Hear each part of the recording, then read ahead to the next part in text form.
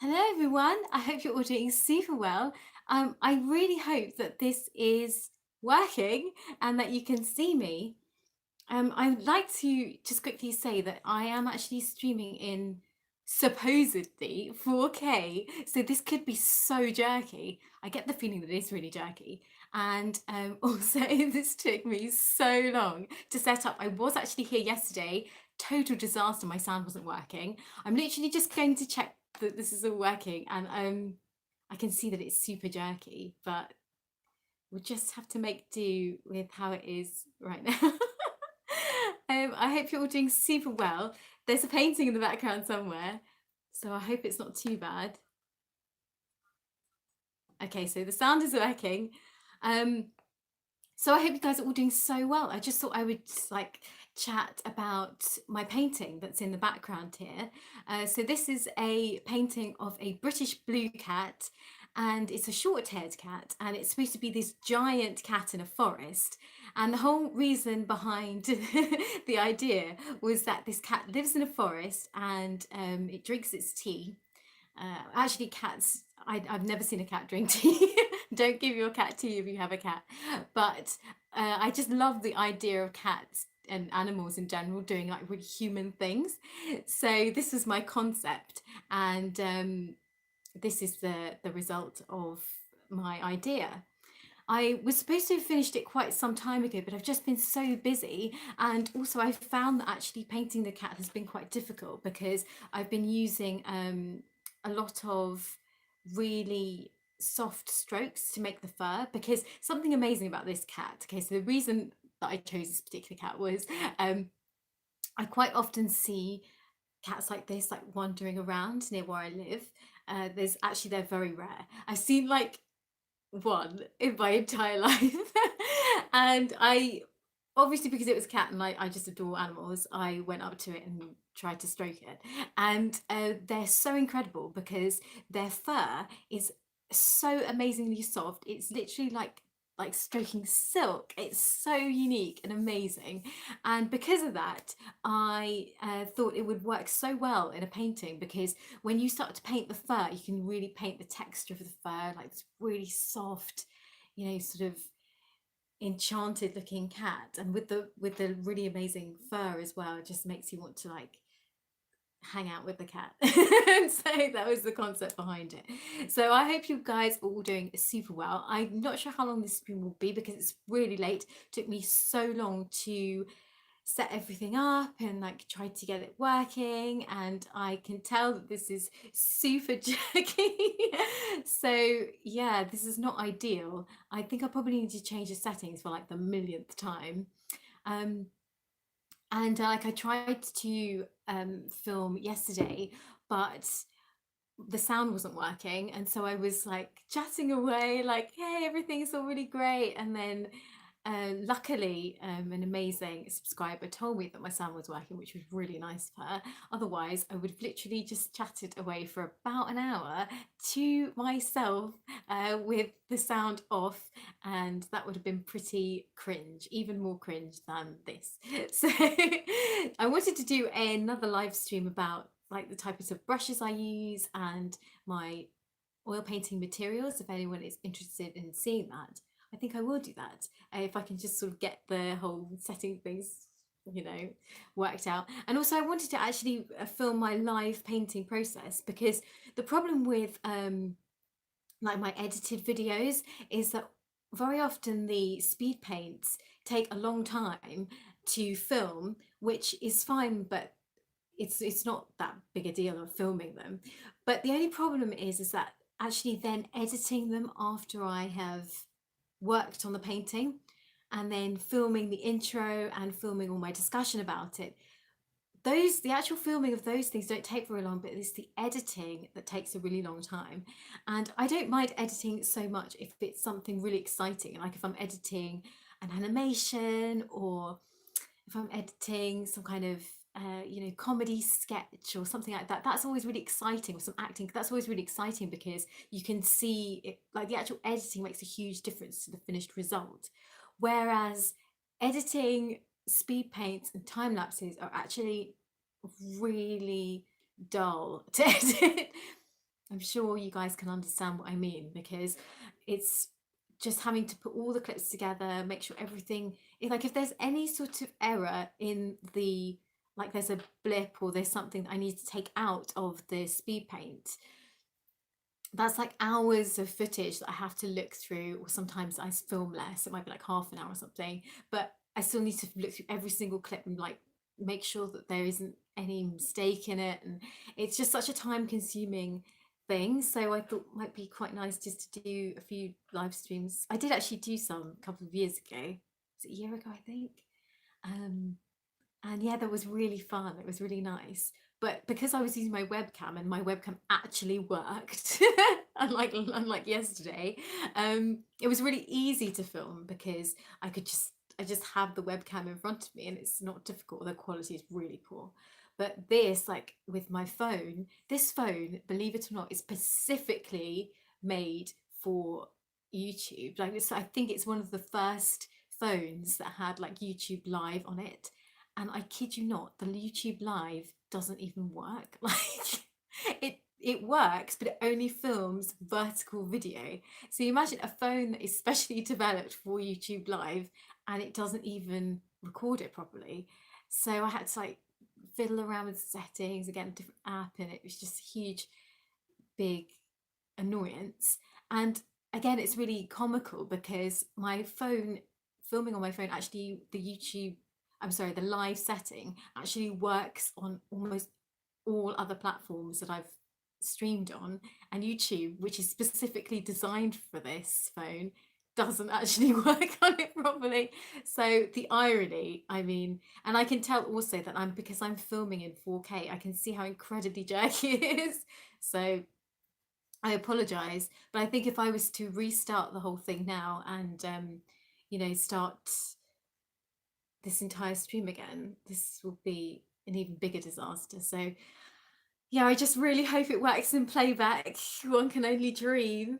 And yeah, so this painting took, so far it's taken a little bit of time. I wanted to mix the concept of classical painting with surreal, fancy, modern art. So obviously the giant cat and the teacup and those sort of really modern ideas, and then having the background and particularly the sky having more classical look to it. Like that's kind of the way most of my like sort of surreal paintings are constructed anyway, but I really wanted to give that proper classical style. So I don't know whether it worked, but here's hoping that it worked. And I just need to work really hard on the trees because they look really two-dimensional at the moment. And I put like a preliminary work in progress image on Instagram, so if you're interested in seeing what it looks like sort of close up, not just this like far away faded thing in the background, you can see it on Instagram. But it's not like going to be as good as I hoped it would be, because it's still, I think I've got quite a few days just to work on it and see how much better I can improve it, I guess. So yeah, and yesterday's filming was a real disaster because I had tried to film so many times, and then something like, I think my tripod fell down. I tripped over my light, and then and then I recorded with the sound off. Sound wasn't working, and then I tried to re-record it again, and then my computer crashed, and so I was so frustrated. And then when I actually was on camera, I think I was looking really shocked and like terrified, but it actually wasn't, because I was reading I was literally sitting on camera, like my face is completely still, and I was reading the sound, how to make the sound work on the settings on my laptop. And so that was actually my reading face, obviously really distressed because I looked like I was having a nervous breakdown or something. I actually was, because it wasn't all working. So there we are. And the reason this has taken so long is also I've been kind of trying to, or rather thinking about making a video about Coppa. It's so funny, this new YouTube guidelines thing, actually it's the FTC YouTube guidelines. It's not new, it's been around forever, but the actual name of it, Coppa, in English, slang, there's a term called copper. It's so old fashioned, and it's actually a term you refer to the police, like the copper's coming. And so it's so funny when I see that on like my recommended, there's always some video about someone talking about copper, and I'm like, oh my god, it's the coppers. But it's actually, so it's like I got a double fear factor, I guess. So I wanted to make a video about that because it's like a big mess and I don't know what's going on, because I'm really obviously worried, because like every other YouTuber, I don't know what's going to happen, whether my channel is going to be destroyed. If it is destroyed, honestly, I don't think it will be, but if it was, I would feel like it's no surprise. I feel like I have such bad luck. Unlike the bad luck, what's it? The black cat, the bad luck. Although black cats are actually lucky, but I'm the human version of bad luck, I think. And so yeah, I wouldn't be surprised, to be honest. But I think that there is a lot of worry about it, and I wouldn't say it's misplaced worry. I think there is definitely reason to be worried. However, I don't think that YouTube will. Basically, I'm going to explain quickly what it's about, just in case you haven't heard about it, but you will have if you have been on YouTube, and even if you're not a YouTuber, you would know about it because there's been like so many shock videos about it. So essentially, YouTube have been tracking over the years. YouTube have been doing something very naughty, which is they've been tracking children online. That sounds kind of, it's kind of like a super direct way of saying it, but essentially when anyone goes online, they track our data, then they target ads towards us. It's, you know, the sad fact of life. And there's been a law around for years and years which says that you're not allowed to do this to children. You're not allowed to track them, and you're not allowed to target ads towards children. But YouTube has been doing that because a lot of children under the age of 13 who have been unsupervised on the internet running around and perhaps looking at their favorite YouTube channels, and thus whatever YouTube channels that they've been looking at, their data has been used, and ads have been targeted towards them to make them buy stuff. So obviously you can understand why this thing is illegal. So, in order to rectify this problem, YouTube then got fined massive amounts because of this terrible behavior. So, to fix this problem, as usual, the YouTube creators are the ones who get sort of like told off, and told also that if there's any content that we make that is directed towards children, that it can't be monetized because it can't, you know, they don't want to direct ads towards children. They don't want to get fined again. And so, whilst this is great in theory, it's very difficult for anyone to know what is children's content, because ultimately, what the FTC can do is, if you have content that looks even vaguely like it might be directed towards children, like say for example, if there's like really bright colors or toys in your video, or you mention, or you have loads of animations in your video, or it's like really magical, your video, like maybe it's about some kids related topic, I don't know, Pokemon, or even a game, like say it's about Sonic the Hedgehog, whatever, they could argue that you are in violation of, like if you say, oh, this video isn't directed towards children, and then you get ads on your video, technically they could argue that you are in violation of the law if children run on your video and, you know, start watching and then get targeted ads towards them. So then their thing is like, we can fine you something like 40, is it 47 or 42,000, I'm not exactly too sure on the figure. And so I think like a lot of people are thinking, well, obviously I don't want to be fined, and that's a crazy amount of money. If, yeah, I mean, nobody wants to be fined anything, I don't think. But also I think genuinely nobody actually wants to specifically target children and, you know, have products sold to children. Like, I think a lot of people's channels are genuine on YouTube. Obviously, there might be some people who are possibly rogue, if you like. Although I also think there are probably some people who just haven't read the new rules, don't know about it as well. So these things are all coming in 2020, and everyone is understandably terrified, because I don't think everyone is terrified as such, but there are some people who are super worried. And I think that there was what's so hilarious about this whole situation is there was a time on YouTube where YouTube was really, like, this was a few years ago. I remember YouTube was really like sort of cracking down on content that had any kind of like adult theme. And so a lot of people thought, well, what if I make kids content? That would actually be better, because then you know, I won't get in trouble, I won't get my video flagged or whatever, or I just won't, my monetization won't get in trouble. So they actually ended up making content specifically for children to avoid that problem. And now they're in another problem, which is this thing where they can't make children's content. So, you know, it's a bit of a big drama. There's a whole YouTube video actually of a woman.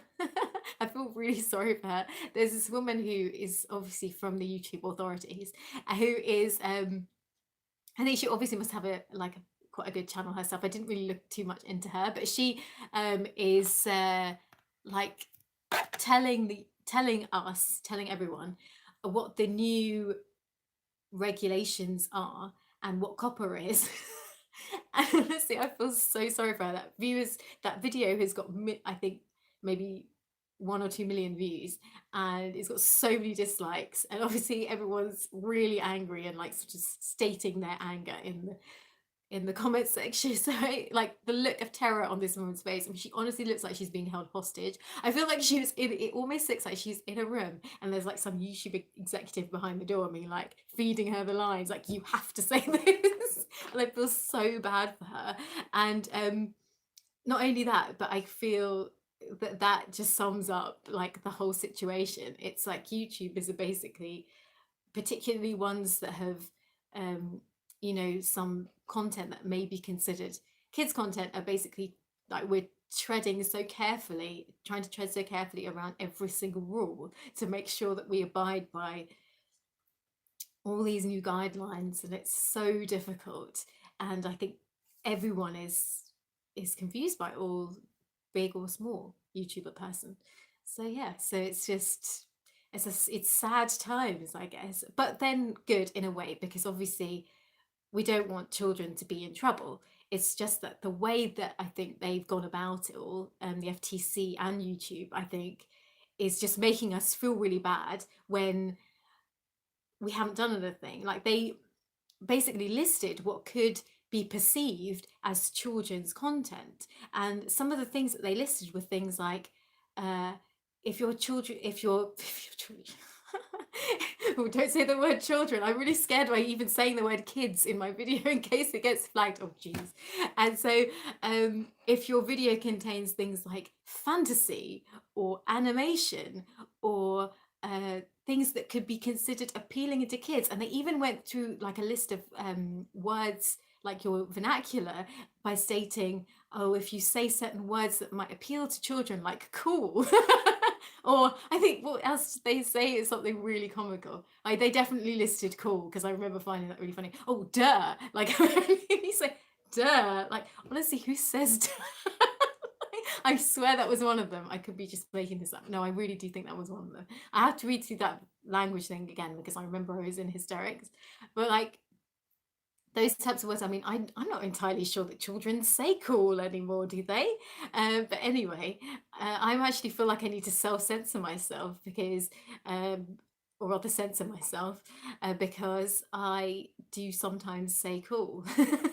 Like, but always I say something like, I'm not cool. So, you know, my video is now in danger because of the words I've just used. I wonder if you actually read out what you're not allowed to have in your video, whether that will get you flagged.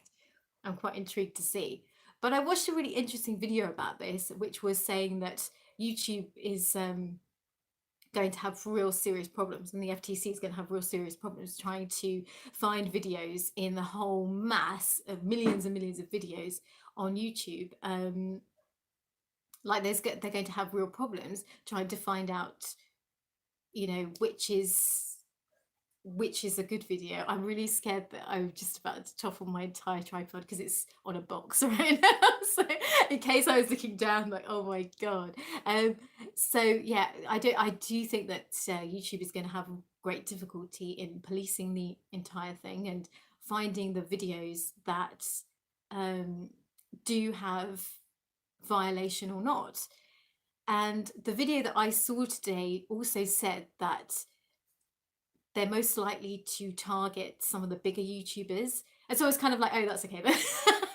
Because now I'm not big. But then I started to feel really bad, like really worried for them. And thinking, I don't want any like big YouTuber, particularly the ones I feel that are like more fun. Because I remember reading in that statement from YouTube, it said something like, if your videos are like really fun, you might get flagged. Your videos might get flagged if it contains a lot of bright colors or like bright colors in the thumbnail. So basically, like your videos should all just be gray. Like maybe we should just make loads of videos of just like a gray screen. And then I'm wearing grey, aren't I? See, I'm already boring. I'm fitting into the whole the new YouTube vibe. But like, I don't know, like I feel it's just too complex. It's too difficult to ascertain what's going to happen. It's too difficult to anticipate what they are going to attribute as being for children. And I'm kind of the sentiment that we should probably wait a bit before panicking, because whilst the initial statements are really scary, I think that there's not much point in worrying about it, because there'll be more updates, and I think that they will start to become aware that policing this entire system with the kind of blanket statement that they've made is going to be so hard. And there are so many videos that, like, how will they ever be able to keep track of it all? I don't think it's possible. I think that they'll end up perhaps finding people who specifically target children, who sell loads of things and who haven't paid any attention to the guidelines, and they may just target those people. And you know, they may just kind of, I don't know, I'm just guessing. I really think that it will be the obvious channels that will be the first ones to get flagged. But also what's really weird is they've also mentioned that if you try to, like, if you set your video as for children, that it won't be monetized, which is fair enough, but also that it won't appear in the search, or like it's not, you can't, no, you can't have comments. So again, your engagement will go down, because who doesn't love reading the comments? I mean, quite often the comments can be the reason why you continue to watch a video. If someone's made an interesting comment about what's happening later in the video, you're like, oh, okay, so you'll continue to watch. So, you know, the watch time on your particular video may go down. But what's really strange is I saw a video the other day, and it was on my recommended, and it was marked as specifically for children. But it was on my recommended, and I saw comments on the video. So I was kind of like, I'm really confused. I'm so confused by that. Does the system not work? Or I was so confused. Maybe it's because they've only just started this whole checklist thing. So yeah, maybe they just haven't got it all together yet, and maybe the system isn't working properly yet, and maybe in 2020 it's all going to be working properly. So who knows? It would have been interesting to see if that video actually had an advert on it, and I should have checked that, but it didn't occur to me. So, and also that video had millions of views, but I assume that the video had millions of views before it was marked as for children. I don't know. I think the whole thing is a mess, and it's not the fault of the creators, because ultimately when YouTube started, they should have laid down the law then. And what's really weird as well is the in that statement where they said things that could be appealing to children, it also mentioned pets. And I think, how can pets be just appealing to children? How can animation just be appealing to children? I saw Frozen 2 uh, on Saturday, and I'm an adult. I have to say that I was dragged to see that. So, I mean, I don't mind the Frozen franchise or anything, but I just had so much work to do that but I was dragged to that. And I actually was surprised that no, I wasn't surprised. I knew it was going to be really good, and it was. What was really great about it, though, what I think was the best thing, was the visuals. I'm the worst person to go and see a film with, because when I watch a movie, particularly in animation, I'm only really analysing the animation and like the story arc, and I'd see it from a completely technical point of view, and I'm not really paying attention to what's actually happening. So I was looking at it thinking, yes, definitely. I was looking at the camera, like the angles of it all, and the construction of the three-dimensional characters, and how the animation had advanced, because I remember the first one, and in comparison, I think that the animation has become just like phenomenal in comparison. I mean, obviously the animation in the original one was very, very good as well, but now, of course, the animation has advanced so much, but it's really impressive visually. And so I think that's, for me personally, that was the most impressive thing. And what's really funny though is there is, like, I don't really have a criticism of the movie, but for my personal taste, this is only like me personally, I wish that there had been a worse villain in it, because there are villains, obviously. I don't want to give anything away, because I know people are desperate to see it. It was actually sold out in the cinema near where I live, and which is so weird, because the cinema near where I live is never sold out, like, just ever. And so they were obviously running tons of showings during the day, and I like so we were sitting right at the front, and the screen was like in my, like, so close. And whenever I go and see a film, it's always like I click straight to the back, and whenever whoever I'm with us, we're always like, yeah, go straight to the back. And so it was so strange seeing a movie so close up. My neck was like strange by it, because all the other seats had sold out. So I was able to really see the visuals kind of like right up close, and the detail is really amazing. But what's like this is my own personal private gripe, because I'm just a weirdo, but like I love the aspect of any kind of animation that I love is the villain, because I always really like the contrast between the good and the evil, and I think the more good versus the more evil you can go, the better. Like, that's, for me, it's the drama. And also I really love a just a second I really love a plot twist. And so the first one, like, the best part for me and the best character for me was that Prince Hans guy. I just find it so funny that his name was Prince Hans. um, I, like, during that time I kept calling him Prince Heinz, like Heinz baked beans. If you're from England, you'll know what I'm talking about.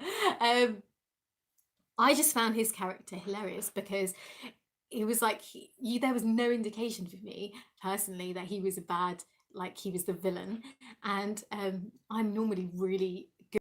This is another reason why I'm an annoying person to go to see a film with, because I can almost always predict of predictable films what's going to happen next and what's going to happen at the end.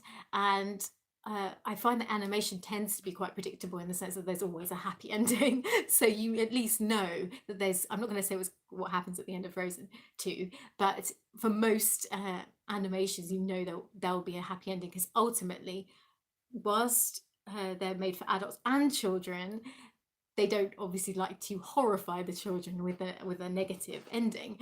And so for me, the best part of Frozen, no, the original, was the plot twist and Prince Hans's character. I thought he was fascinating. I thought he was so interesting, because he really seemed so shifty. And actually, like, I've seen Frozen, I think maybe twice, the original one, maybe 3 times. And every time I've seen, no, I've seen it 3 times. And on the second and third viewing, I watched his character so much more than any of the others because I really wanted to see if there's any kind of indication that he was evil.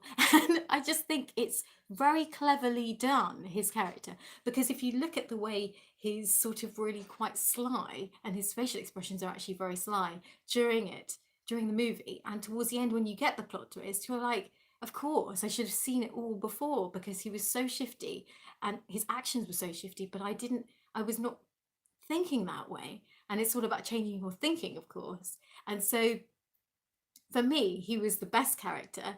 And so the second Frozen, for me, this is a slight plot spoiler, is that I wished there had been more of the kind of more of a villain, like a in a traditional Disney sort of way.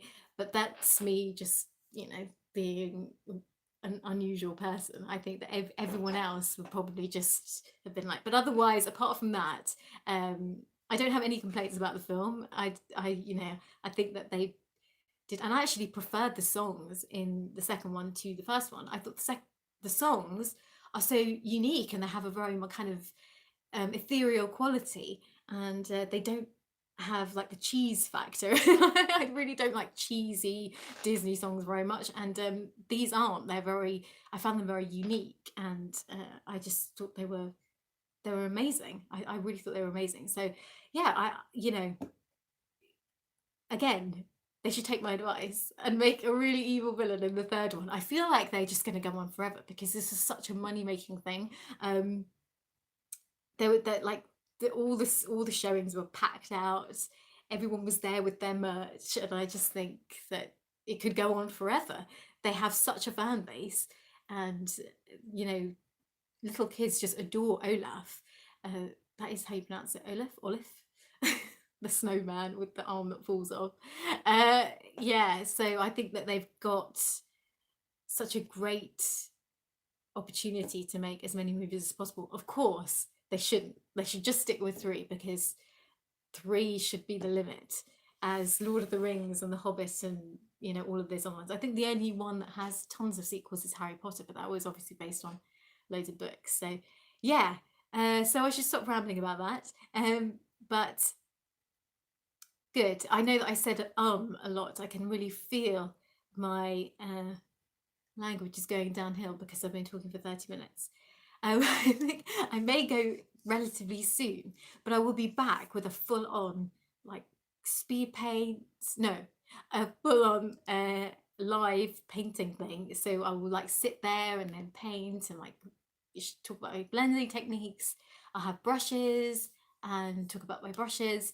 I'll talk about all the paints that I have. I've also got a new colour, which I was so excited about. I went like this, but I don't have it in my hand because it's somewhere else. And I have a new, I think it's it's definitely turquoise. I believe it might be a phthalo turquoise, but I don't know. I think it is. And it was on sale because some Gamblin paints are actually on sale at the moment, which almost never happens. So I went actually to the art shop in London, and so there's there's this art shop near where I was, and I thought, oh, this is amazing. I've never been there before, and I've heard of it, and I sort of looked on the map, and like my sense of direction was really bad, and I somehow ended up there and managed to find the place. And the art shop was really cool. Like there's so many, it's like one of those really old-fashioned, like it almost looks like a library with all these sort of shelves stacked up so high, all kind of wooden shelves. It looks like a gigantic library, but all the products are like magical bottles of painting mediums and like amazing paints and really cool brushes.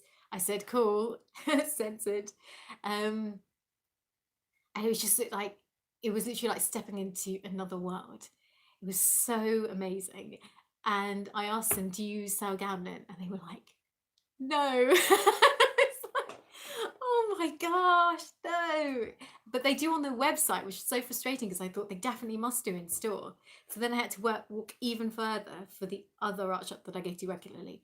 And when I walked in, I think they were like revamping the store or something, because there was loads of like ladders and like stuff on the floor. And I thought, oh my God, like maybe they've closed down or something. I literally thought they'd closed down because they used to have so much of their stuff in like the front of the art shop, and it was all gone, and there was nothing there. So I was kind of a bit like, what on earth? And so I wasn't sure what to do, so I just went to the front, and luckily they did still have paints. But yeah, I was really concerned that possibly they'd closed down, and the only place to get Gamblin that's actually close to central London is that place. And I should probably say the name of the place is Russell and Chapel, by the way. So if ever you're in London and you need a specialist art shop, it's definitely the one that I recommend that's central. You do obviously have Jackson's Art Supplies, which is one of the best in terms of finding like everything on earth. But I believe it's in Hackney or Dalston or something like that. Is Dalston in Hackney? Possibly. um, so that's a bit of a mission. And so I would say Russell and the Chapel, and I believe the other place was Cornelision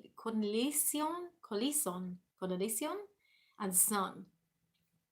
So that's the other one, but that doesn't stop Gamblin. But they do have a beautiful shop. It's completely amazing. And so, hello, La Pause Craft, and how are you? I really like your thumbnail. It's just so happy. So I'm just going to say hi. Hello.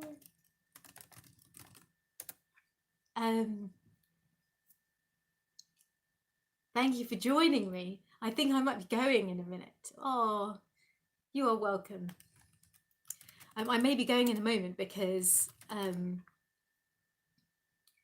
it's getting pretty late here. As I mentioned before, it just took so long to set up. And also, I think I'm losing my voice. I don't think I am, but I feel like I'm coming down with something possibly because it's so cold here at the moment. And I feel pretty like I'm on the edge, like I might be on the edge of getting something. I'm trying to like take all the precautions and not do too much, but that's kind of impossible because of the way I am. I can never stop working. I wish I was more interesting and did more things with my life, but I really don't. I spend so much time just creating art. So even if I haven't painted for like a day, I feel really strange, as though it's something's going wrong. And so I feel like I have to just keep going. And yeah, so if you have any if you have any painting questions, then please let me know on my next stream, and hopefully the camera will be on my painting, but then I'll do another live stream during the week where I'm like on camera like this, like depending on how the playback of this looks, because I don't know how jerky it is, and I also really hope that you can hear me. I don't even know if you can, but I hope you guys are all doing super well, and that you're not losing your voices too. Lots of lemon and all that stuff. Lemon and honey.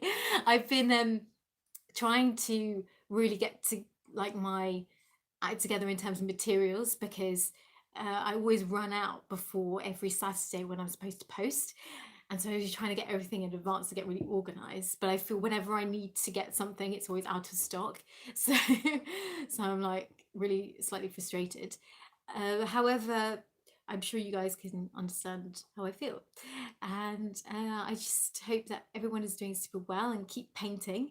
And yeah, so I will see you guys hopefully during the week. I don't know when I'm going to schedule my live streams. I don't know whether it's going to be like once a week or twice a week or 3 times a week. So if you guys could let me know, and then I will do that according to what you guys say. So yeah, so I hope that this video was fun. If you see it on playback, then I hope then hello. And I will see you guys very soon in my next live stream. Take care.